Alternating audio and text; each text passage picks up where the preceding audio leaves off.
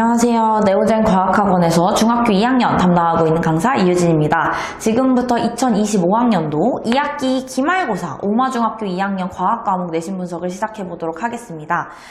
총 난이도는 별 5개 중에 3.5 정도로 중상급 정도라고 생각해 주시면 되겠네요.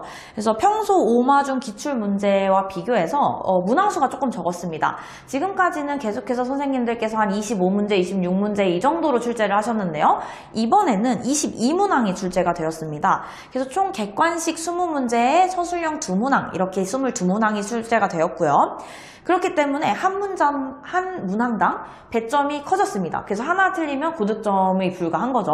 완전히 뚝뚝 떨어진다고 생각해 주시면 되겠습니다. 특히 이제 논술형 문항의 배점이 굉장히 컸어요.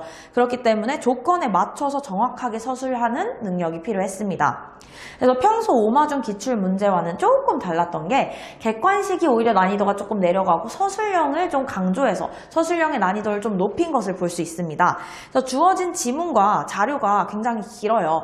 그래서 꼼꼼한 자료 해석이 필요하고요. 이제 실험 과정이나 실험 그래프, 표 등 자료 해석에 대한 자료 해석 문항에 대한 대비가 제대로 돼 있다면 이제 고득점이 가능했던 시험이었습니다. 아까도 말씀드렸다시피 22문항 출제가 되었고요. 시험 범위는 7단원 수권과 해수의 순환에서 7문제, 그리고 6단원 물질의 특성에서 15문제가 출제가 되었습니다. 이제 6단원 물질의 특성, 화학 파트의 비중을 많이 두었다는 걸 생각할 수 있어요.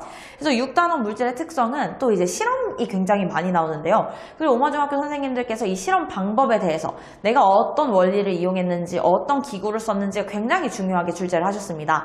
그래서 여기서 배운 실험 방법에 대한 정확한 이해와 암기가 필요했다고 생각해 주시면 되겠네요. 그래서 논술형은 2문제가 출제가 되었는데 첫 번째는 혼합물의 분리 방법에 대해서 제가 직접, 그러니까 학생이 직접 실험 방법을 설계하고 쓰는 문항이 출제가 되었고요. 두 번째는 이제 7단원에서 염분비 일정 법칙에 입각해서 염류의 양을 구해서 계산해내는 문항이 출제가 되었습니다. 그래서 대표 문항을 한번 분석해 보겠습니다. 5번 문항 한번 보실게요. 밀도에 대한 실험 자료가 출제가 되었고요. 2가지 금속의 밀도를 구하는 실험이 나왔습니다. 이제 밀도의 정확한 정의를 알아야 돼요. 우리에게는 부피와 질량에 대한 자료만 나와 있죠. 그래서 밀도가 부피분의 질량이라는 것을 알고 그것을 계산해내서 이 2가지 금속이 어떤 특징을 가지는지, 밀도가 다름에 따라 어떻게 되는지, 그 일상 속에서 이걸 어떻게 우리가 적용해서 이용할 수 있는지까지 분류해내는 문항이었습니다. 문항 9번을 보시면요. 고체의 용해도 곡선 대표 문항이 나왔네요. 이제 고체 물질의 용해도 곡선 그래프를 저희가 확인할 수 있습니다. 그걸 확인해서 각 용액의 냉각시, 이제 뜨거운 용액이 냉각되었을 때 용해도가 바뀌죠. 그죠? 이때 어떤 물질이 석출되는지, 그리고 석출되는 질량이 얼마인지에 대해서 저희가 직접 계산을 할 수 있습니다. 그래서 그것을 포화 상태로 만들기 위한 방법까지도 2가지를 알고 있어야 됐고요. 그것을 적용해서 옳은 것만을 고르는 문항이 출제가 되었습니다. 이제 문항 7번으로 가시면요. 이번에는 고체가 아니라 기체 용해도 문제가 나왔네요.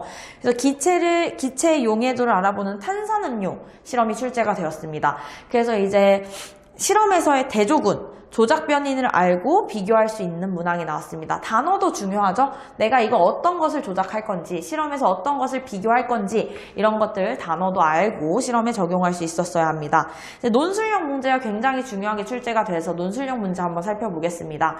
논술형 문제 1번이 거의 한 페이지의 절반 정도를 차지하고 있어요. 그래서 혼합물의 분리 실험 과정을 설계하는 문제였는데요. 여러 가지 물질의 특징을 줬습니다. 그래서 저희한테 자료를 줬어요. 그래서 그것을 바탕으로 3단계의 분리의 실험 방법을 설계해야 합니다.